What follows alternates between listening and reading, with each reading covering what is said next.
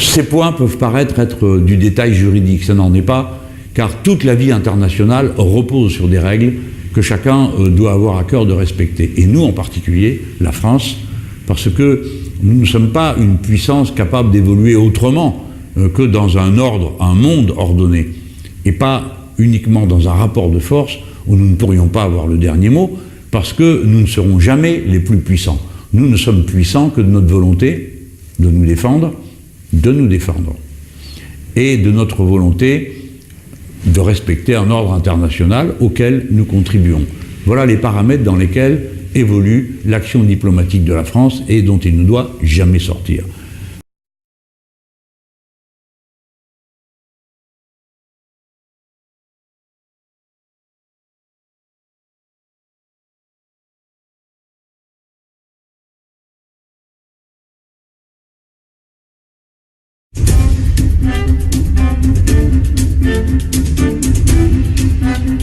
Sortir des traités européens. Il va falloir sortir des traités européens.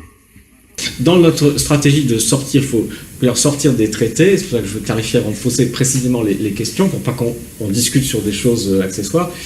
Évidemment, c'est une formule générale qui implique, tu as parfaitement raison, tout le reste. Les directives, elles résultent des traités. Bien sûr que ce qu'on met dans la balance quand on arrive au pouvoir, c'est qu'on ne veut pas seulement désobéir à tel ou tel point des traités, mais à désobéir immédiatement aussi à un certain nombre de directives. Pour appliquer notre programme, il nous faudra donc désobéir aux traités dès notre arrivée au pouvoir.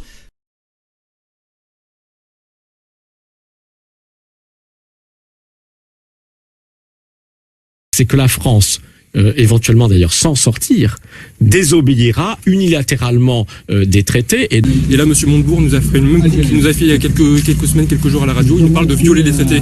Violer les traités alors que dans l'article 5 de la Constitution française, c'est inscrit que le président est le garant du respect des traités. C'est une honte. Ils vendent de l'espoir aux Français alors que derrière c'est très bien qu'ils c'est une honte. On va peut-être pas faire des interviews ici, donc vous sortez si vous voulez faire vos interviews.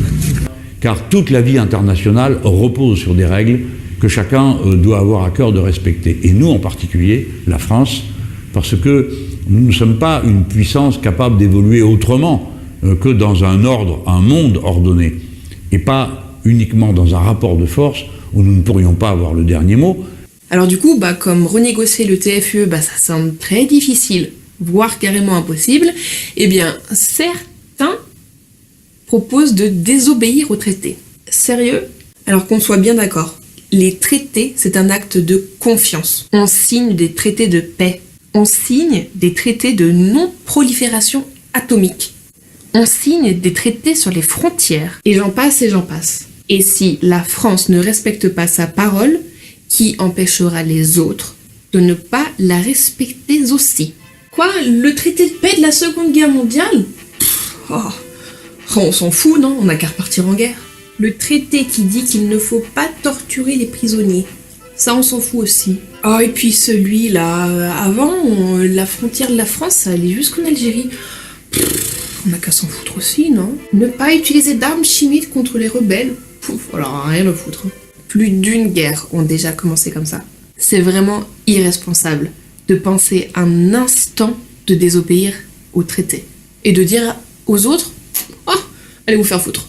La seule solution, c'est de se comporter en adulte. Soit on accepte ce qu'il y a dans les traités, soit on quitte les traités.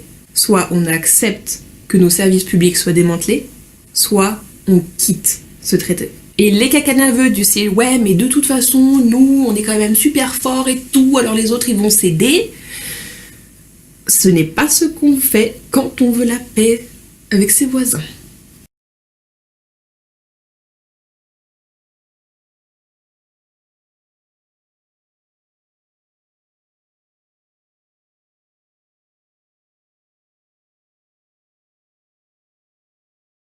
Car toute la vie internationale repose sur des règles que chacun doit avoir à cœur de respecter.